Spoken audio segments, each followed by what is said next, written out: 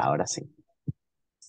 Eh, Te decía, en el caso de Esther Forero, la persona llamada a hablar del tema, porque la estudió a fondo, porque le dedicó gran parte de su trabajo, es Álvaro Soscún. Él Ujú. es el que conoce más la vida y de la obra de Esther Forero.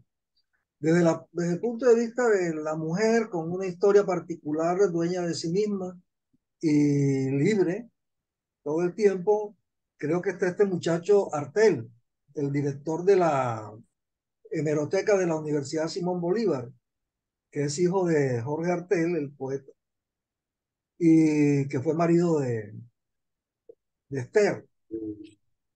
Entonces, él tiene una serie de vivencias de esta mujer que sería interesante conversarlas con él. Está muy cruzado de temas emocionales, pero también de mucha, yo diría, de mucha gratitud, ¿verdad? Porque ajá, hay personas en la vida que llegan y, bueno, dicen comillas, hacen daño, pero también llevan las cosas a otro nivel que de no haber sido así, quién sabe cómo hubieran sido. Hay otras vainas en la vida de Esther que de pronto no tienen mucho que ver con el fondo de la mujer artística, artista, perdón, pero sí con el fondo de la mujer que se mueve por donde sea para poder conseguir lo que quiere, que pudiera ser Dimas Martínez, que la conoció como líder político, que en algunas oportunidades la ayudó, pero Dimas puede aportar algo. La única, yo diría las dos cosas que en la vida me relacionaron con Esther Forero, bueno, son tres. Una, el día que yo estaba estudiando en el seminario de Barranquilla, tenía como 13 o 14 años, y los domingos íbamos a hacer la de Monaguillo a la playa, el corregimiento de la playa donde mi abuela vivía. Ese domingo había un bazar. Ese domingo había un bazar tipo 10 de la mañana, el sol lo recuerdo terrible y la sotana que yo tenía puesta, que era una sotana de paño que me había hecho mi mamá, me estaba asando. Pero llegó Esther Forero acompañada de Félix Chacuto, su gran amigo, Rubén Alonso, otro gran amigo de ella, que era el que la acompañaba en el piano, y ella, con un presentador que también era llavería de ella, que era Félix Chacuto.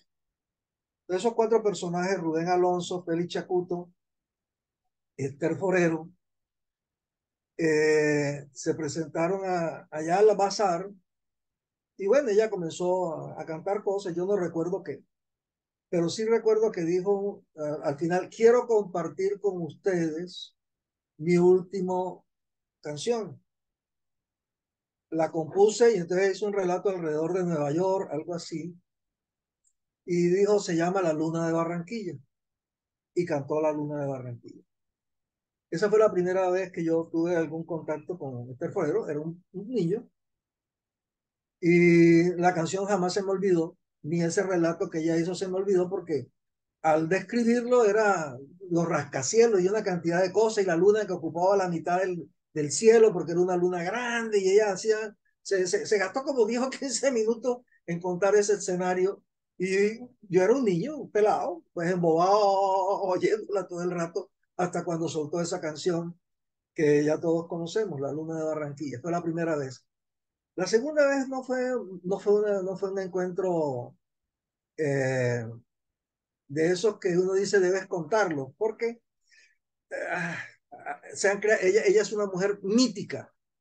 Entonces, alrededor de su mito se construyó uno que es el de la guacherna. Entonces se ha construido el mito de Esther Forero como la que se inventó la guacherna, cuando lo que a mí me consta como testigo de circunstancias, porque no era que yo era parte de ese grupo, sino que iba a hacer alguna vuelta, porque yo era en ese momento director del SENA, algo así, de superintendente del SENA, y el SENA ayudaba al tema de carnaval a través de un truco que nos inventamos en esa época de aportes a la cultura y no sé qué más cosas, peleando con Bogotá, pero tenía que ir a hacer alguna vuelta a la junta que se reunía En ese momento, si no estoy mal, era en el Hotel Royal Level o algo así. Y estaba en una reunión que yo recuerde, estaba Esther Forero, Oscar Fernández, este muchacho Hernández de Santa Marta, no recuerdo ahora el nombre, se me escapa, alguna vez te lo comenté. Estaba Beatriz Manjarres, estaba el mismo Félix Chacuto. Y bueno, en ese grupo había una discusión. Había una discusión porque en aquel momento, en el reinado del carnaval, se decía que no era justo que las niñas que participaban, a las cuales se les exigía que debían presentar una comparsa, le gastaran tiempo e imaginación a las comparsas, a los grupos que ellas armaban de cumbiamba y otras cosas, y que una vez que presentaban eso en el día o en los días programados para la elección, simple y llanamente desaparecían, porque una vez que se elegía la reina del carnaval popular, no había más nada que hacer para ellos. Entonces ellos discutían acerca de qué hacer y alguien, alguno, no sé quién, propuso de que por qué no se hacía un desfile nocturno. Eh, la cosa como que llamó la atención y se comenzó a discutir el tema y pareció bien que aquello se hiciera. Sí recuerdo que en algún momento se hizo referencia a las congas de Santiago de Cuba, pero la verdad es que después con el paso del tiempo investigando el tema de las congas en Santiago de Cuba, son una cosa distinta, porque las congas son un evento vecinal, ¿verdad? En donde los vecinos comienzan a arrollar, se van armando, y comienzan a recorrer el barrio para mover todo el barrio alrededor de la fiesta, y luego regresan y se va diluyendo. Es una cosa diferente, pero es un desfile nocturno, el de las congas también. Pero entonces aquí en Barranquilla no había desfiles nocturnos, y yo no sé si fue a ti a quien le comentaba que Barranquilla es una ciudad loca, en el sentido que es que es la única en el contexto ¿cómo llamamos esto? No digo del Caribe, sino del trópico, que hace un desfile Ujú. de carnaval a las 2 de la tarde. ¿A quién carajo se le ocurre esa vaina? A los barranquilleros. Porque los desfiles de carnaval en Santiago, en La Habana, en las islas del Caribe, conozco Aruba, Curazao, y también vi algo en Barbados, en San Martín, son en la noche. Después de 5 de la tarde comienza a organizarse el bebé y comienza el desfile a las 6:30, 7 de la noche y termina a las 2, 3 de la mañana, el mismo desfile de En Río de Río y Janeiro, Venecia también pasa igual, o Venecia, sea. entonces de noche.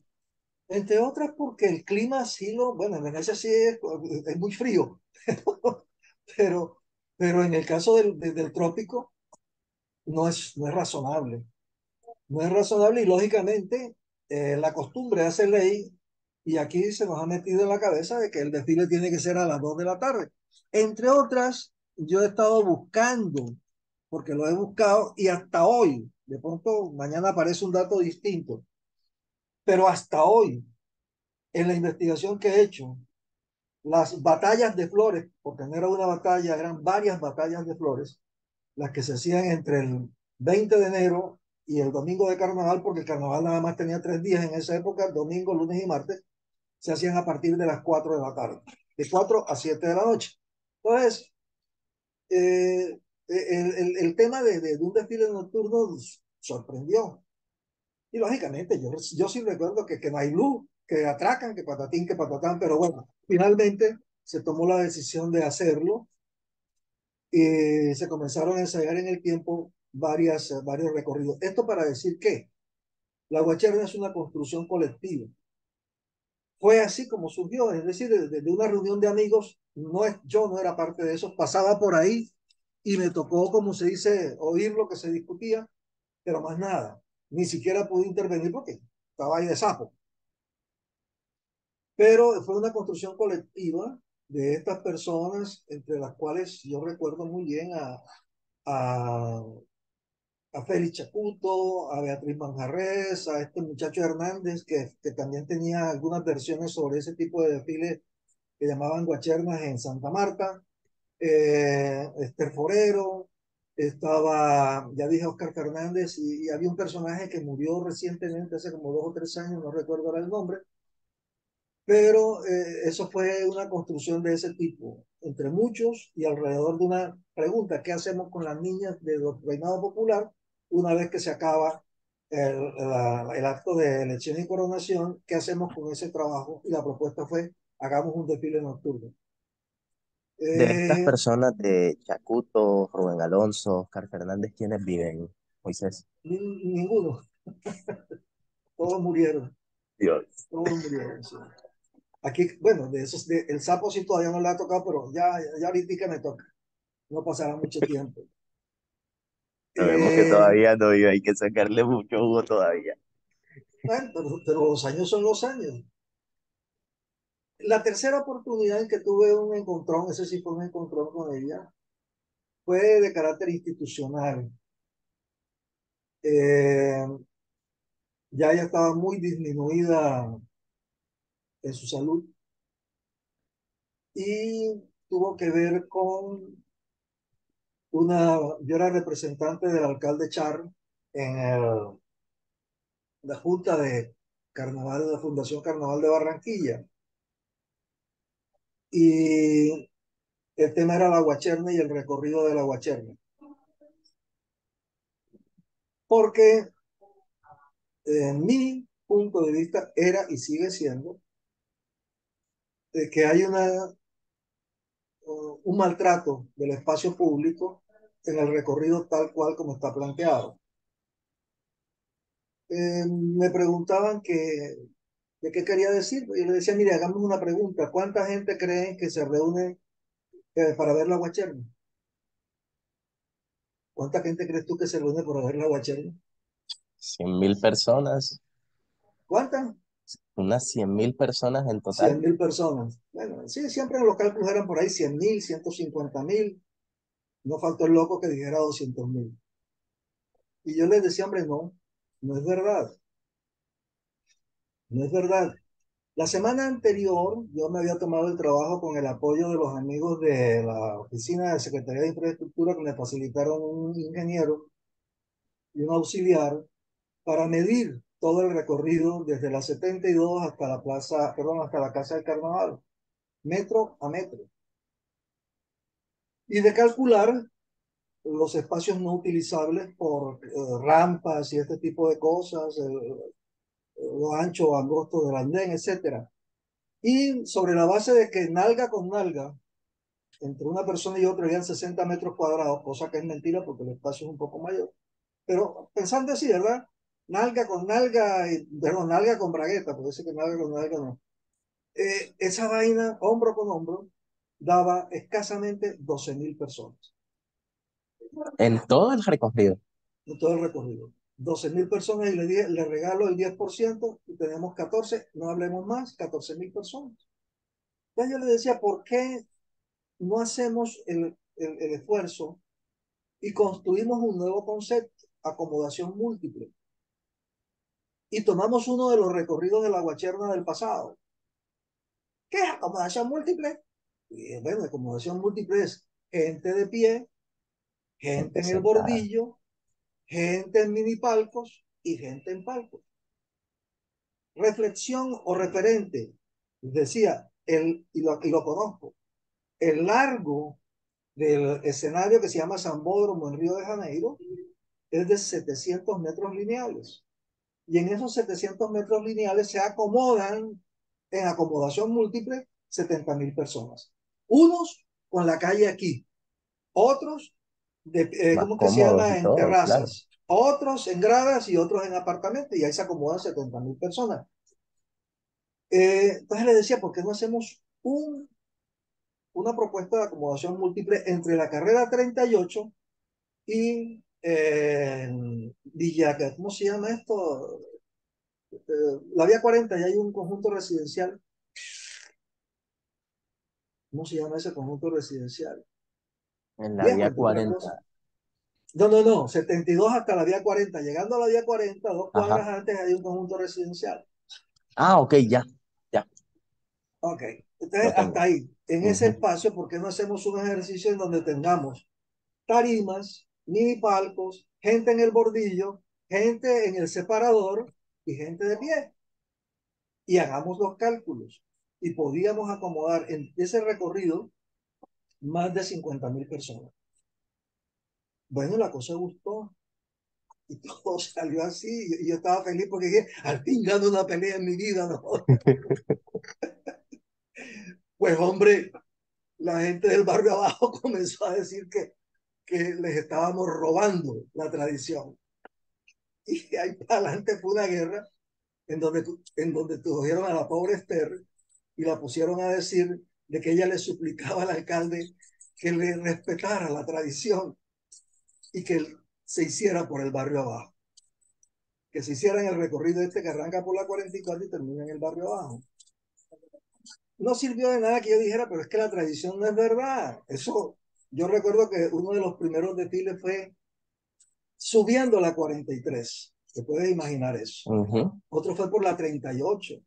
Otro fue por la 38 buscando la 72. Otro fue la 72 sin la 38. Otro fue a la inversa O del sea, se Parque Bellavista hacia acomodaba arriba. donde se pudiera hacer. Se buscaba un trazado que funcionara.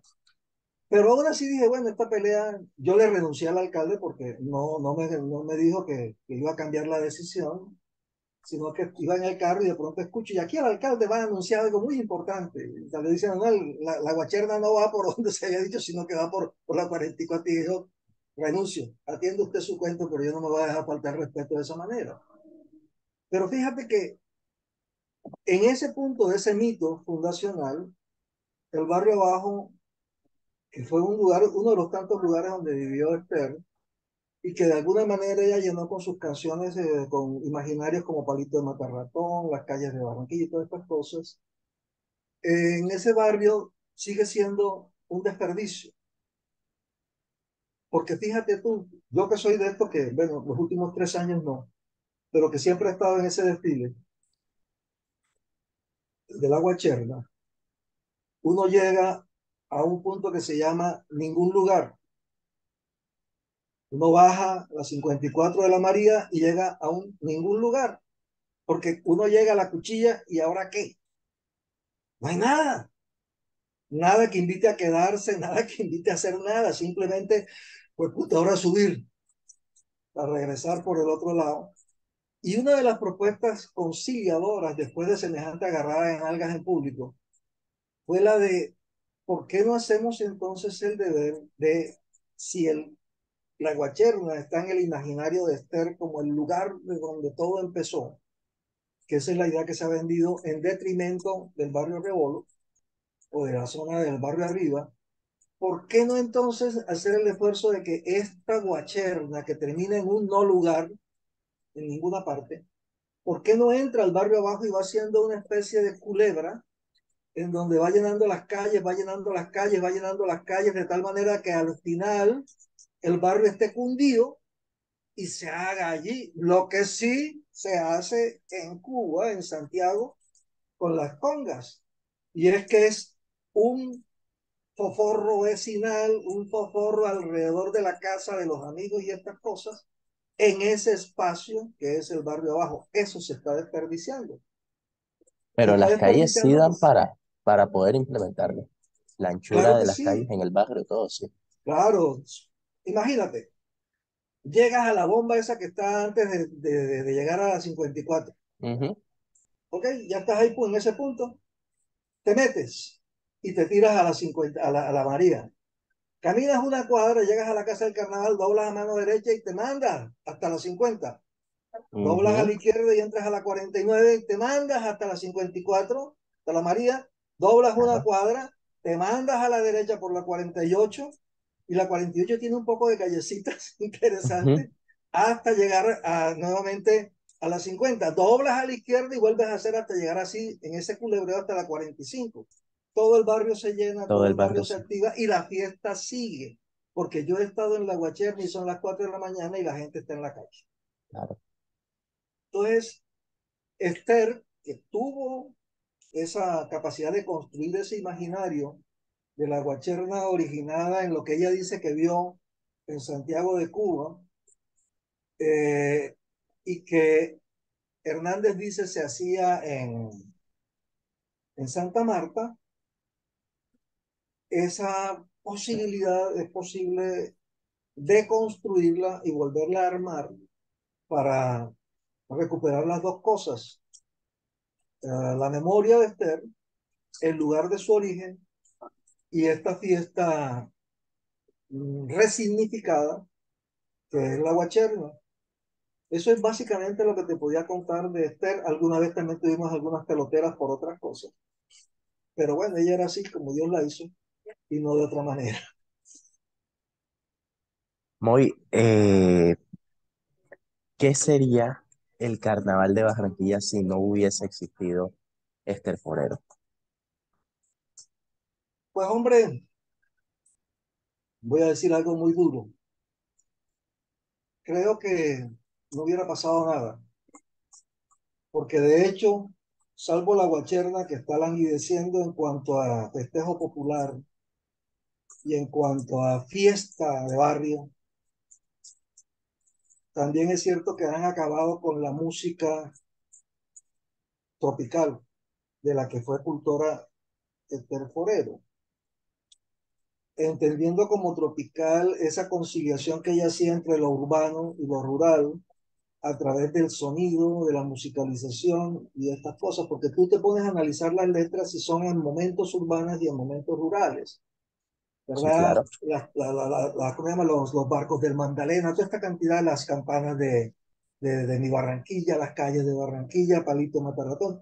Es una mezcla de esa tradición urbano-rural que está ahí en esos espacios tradicionales de la Barranquilla Vieja, que son el barrio Abajo, el barrio Rebolo, eh, Montecristo, para hablar de los más antiguos en ese imaginario posterior a los tiempos del ferrocarril y del transporte fluvial. Y eso que ella hizo, que se conoce genéricamente como música tropical, con intérpretes femeninos como ella, como Como esta Mili, pelada, ¿cómo? como Mili. No, no, no, no, no, no, ella es dominicana, estoy hablando de aquí, Ah, ok, de de las de acá. nuestra, de Vale. acá, esta, la que canta las ocho fiestas, las cuatro fiestas, Nuri Nuri Borrás. Borrás, Matilde Díaz, ¿verdad? Estas mujeres que cultivaron este género musical. Había una señorita barranquillera, o por cierto que otra vez me encontré con Esther en los libros, perdón, en los documentos. Tenía 15 años cuando ella cantaba en el Teatro Apolo. En esa época se llamaba Apolo, en lo que después fue el Teatro Metro y que lo demolieron. Allí en el Apolo, ella aparecía en una coronación cantando. En esa época debía tener, si no dice mentiras respecto de su edad, unos 15 años. Eh, Todas estas cosas que giraron alrededor de la música tropical, muéstrame una. Y entonces me va a decir, Checo Acosta. Bueno, en gracia discusión, digamos Checo Acosta. Pero, ajá, ¿y qué pasó con los corraleros de Majagual? ¿Qué pasó con la música papayera? ¿Qué pasó con Pacho Galán? ¿Qué Lucho Bermúdez. pasó? ¿Cómo? Lucho Bermúdez. Con Lucho Bermúdez. ¿Qué Incluso que pasó? hay una mujer que vive, creo, en Sincelejo o en Mompox, no estoy seguro, Maite Ontelé, que ella, siendo extranjera, intenta aproximarse a los ritmos, digamos, tropicales, muy propios del Caribe colombiano, hablando del trópico. eh, y ella nunca ha tenido una oportunidad en el carnaval, jamás la han traído para absolutamente nada. Entonces hay un desarraigo muy profundo del trópico. Entonces, con la pregunta que tú me decías, ¿qué hubiera pasado sin Esther Forero en el carnaval? Nada, estaríamos en la misma. Porque es que la decisión de borrarla en sus esencias, es una decisión política que ya se tomó. Yo no me explico cómo es que el distrito ha aceptado una programación como la del día de la, ¿cómo se llama esto? Del bando, Del bando. en donde no hubo una sola orquesta de música tropical. Traen a un difunto que es Quinito Méndez, y ponen allá a sonar a quién fue el segundo, A a Peter Peter, Manjarres, si no estoy mal, que yo no sé qué es eso, pero vallenato si no es, y ponen a sonar a qué se moda, a uno de música urbana. Lil Silvio y Dice el uno, Vega. y dónde está el raspacanilla? ¿Dónde está esa música de banda, esa música folclórica, Pedro Ramayá Beltrán? ¿Dónde está? ¿Y cómo yo, que se supone que soy el defensor de la tradición, alcalde de Barranquilla, voy a validar con mi presencia y mi anuencia esa programación? Y no porque sea Esther Forero, sino por el género que ella representa, género musical. Porque tú dices, no, que las mujeres no están, es que nunca han estado. Yo creo que después de Patricia Terán, Matilde Díaz, Esther Forero y Nuri Borrás, en lo local, ¿quién? Y estamos hablando de casi 100 años de historia. Dime a ver cuál otra. ¿No? Adoptamos una extranjera que fue Mili, tal vez un poquito de Mili Olga Tañón, Quesada, y pero bueno, poco Mili, más. ¿por qué? Porque, ajá, ¿y hasta cuándo? ¿Hasta cuándo Mili va a estar vigente con un merengue que ya no se oye, que ya no se baila, que ya no se estila, pero que aquí seguimos manteniendo? Te quedan 9 minutos, paga, coño. Ujú. Como dice uno, cómprate una plataforma que te vale 50.000 pesos al año mensuales y que te dura 24/7. Entonces, esas son las reflexiones que habría que hacerse, porque no es ella la que está desapareciendo, es todo lo vernáculo musical, lo están borrando, lo están borrando. Si ¿Y no, qué hacemos? busca la lista. No, es que el único que puede hacer esto se llama autoridad pública. Y la autoridad pública ha puesto en el manejo de estas cosas a unas personas que de estas cosas no entienden. No entienden, la verdad es que no entienden. O reciben órdenes y quienes le están dando las órdenes sobre este tipo de cosas no No entienden. entienden las decisiones y el trasfondo que hay. Yo hablaba hace poquito, acá tengo el nombre con eh, la señora Mirta. Ella fue una de las que defendió el carnaval ante la ONU, ya le digo el nombre. Mirta Huelvas. Mirta Huelvas. Mirta me decía que el carnaval es algo que parece simple, pero el barranquillero como tal nunca ha dimensionado la complejidad que trae el carnaval por el solo hecho de ser carnaval. Y yo, "Pues, señora Mirta, pero ¿cómo así?". Y es que hay un factor de identidad que prácticamente como si el barranquillero nunca hubiese sentido hacia su carnaval. Es como nos sentimos orgullosos de decir que tenemos un carnaval, pero como que no terminamos de entenderlo. Bueno, yo con Mirta tengo algunas divergencias en torno al tema, porque yo insisto en que coincido con ella en lo de la complejidad, pero me distancio respecto de los que pudiéramos llamar los orígenes. Anoche precisamente estaba trabajando sobre una hipótesis que creo que ya tengo clara, y es que la reina del carnaval existe porque a los judíos les dio la gana y le metieron la ficha a eso. ¿Cómo Porque así? la tradición de reinas en las Ajá, fiestas de disfraces, en el carnaval judío, el Purín, es de ellos, no es nuestra. Porque mientras ellos no tomaron el control, lo que habían era vicepresidentas, presidentes, reyes, perdón, ¿cómo se llama esto? Capitanas y no sé qué más cosas, y alguna vez hubo un rey, el primero, por allá en el siglo XIX, a mediados. Pero cuando Ernesto Cortizos, que era judío, Schemmel, Tirso ujú. Schemmel, que también era judío, cuando Heilbrunn, que también era judío, cuando Senior, que también era judío, Senior toman el también vivía control. en el Prado, ¿no? Entonces Ujú, vivían en el Prado, sí. ujú. Cuando ellos tomaron el control del Club Barranquilla, que lo habían fundado Jacob Cortizos en su momento, aparece un ensayo de una reina, que fue esta señora Laforí, ¿verdad? La primera reina del carnaval.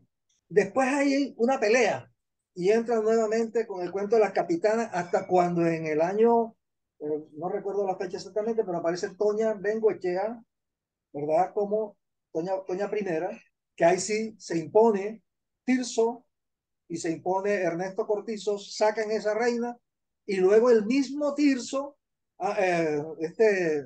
Cortizo es presidente del carnaval y comienza a imponer esta figura y Tirso Shemel se declara dictador del carnaval y tiene su reina que se llama Olga I.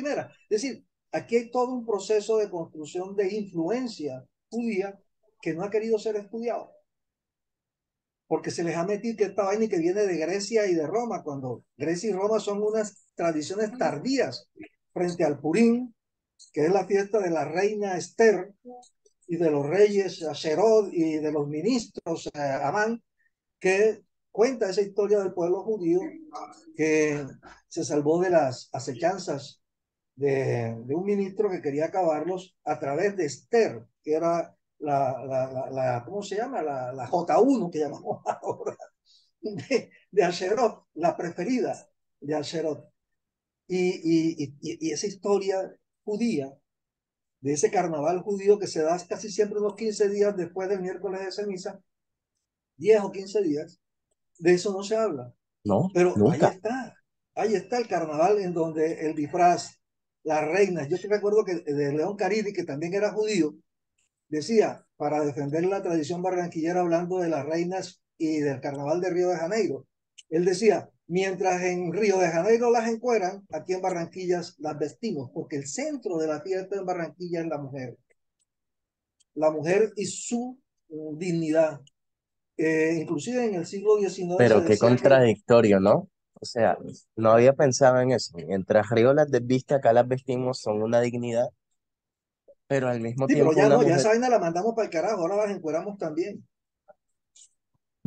Sí, sí, no, ya eso te está dando un anciano, ¿verdad? Que todavía sueña en lo que pudo haber sido y no fue. Pero es la verdad. El origen de esta fiesta está casada porque la misma discusión tienen los judíos. Cuando ven lo que está pasando en Nueva York, cuando ven lo que está pasando en Tel Aviv respecto de esta fiesta de disfraces y de reinas que se llama el Purim, cuando dicen, esta mierda se nos jodió, esta vaina ya es una grosería, esto no tiene que ver ya con una tradición de recordar la gesta de Esther y el papel de la mujer en la tradición de la liberación del pueblo, sino que ya esto es un encueramiento que definitivamente es una vulgaridad. Es la fiesta en donde hasta los rabinos se emborrachaban, los sacerdotes judíos se emborrachaban y era eso, una liberación de las reglas para buscar un reencuentro con una tradición antigua que explicaba al pueblo de dónde carajos venía y para dónde iba. Ahí me distancio de Mirta, hemos tenido algunas discusiones sobre en particular, pero puedo probarlo, de que la reina es una invención o un traslado que se hace del carnaval judío y que quienes están detrás de ese esfuerzo son Ernesto Cortizos, Tirso Shemel, el señor Heilbun, que después tuvo una hija de reina del carnaval, y Jacob Senior. Entonces, ¿por qué negar esas raíces y quedarnos solamente con un lugar común, que es decir, que esto viene de las bacanales, las lupercales y no sé qué otras groserías romanas y griegas? No, nosotros somos judeocristianos, nosotros poco de Grecia, muy poco de Roma, y lo que nos llegó de Grecia y Roma nos llega después con las famosas mascaradas, que ese sí ya es otro cuento. Ese ya es otro cuento, ¿verdad? Que tiene que ver con copias de los carnavales de Venecia o copias del carnaval romano, que ya sí, tienen su sentido, pero no son el eje central de esta fiesta, como es el caso de las reinas y los reyes en el carnaval. No fregué. Dios mío, es gigante. Señor Moy, por último, porque no quiero consumir más del tiempo de lo que estaba programado para esta videollamada, hacemos este minuto 48 que nos queda. Eh, ¿A quién más, además de su Scum, me recomienda buscar para seguir ondeando en la parte de Esther? Que no me quiero perder del foco más allá de que esto también merece ser investigado. Verdad, la mayoría, si no todos, están muertos, y el que no está muerto, que le gustaba armar bembé con eso, que es Julio Gerlain, pues no está disponible. Pero, pero sí, yo creo que lamentablemente alrededor de Esther solamente hoy puedo decirte está su Skun, está este muchacho Artel de la hemeroteca de la Universidad de Simón Bolívar. ¿Usted tiene el Y contacto de él que me lo pueda facilitar? sí, yo te paso el Vale. teléfono de Artel para que puedas hablar con él. Y ya todos los amigos de ella que estuvieron en esa reunión, todos han muerto. Roberto de Castro, Hernández, Fernández, Beatriz Manjarres, Félix Chacuto, todos ellos ya murieron. Muy gracias. No, Y qué gracias a bueno ti verlo, por yo. igualmente y gracias por darme la oportunidad de gazar una pelea más.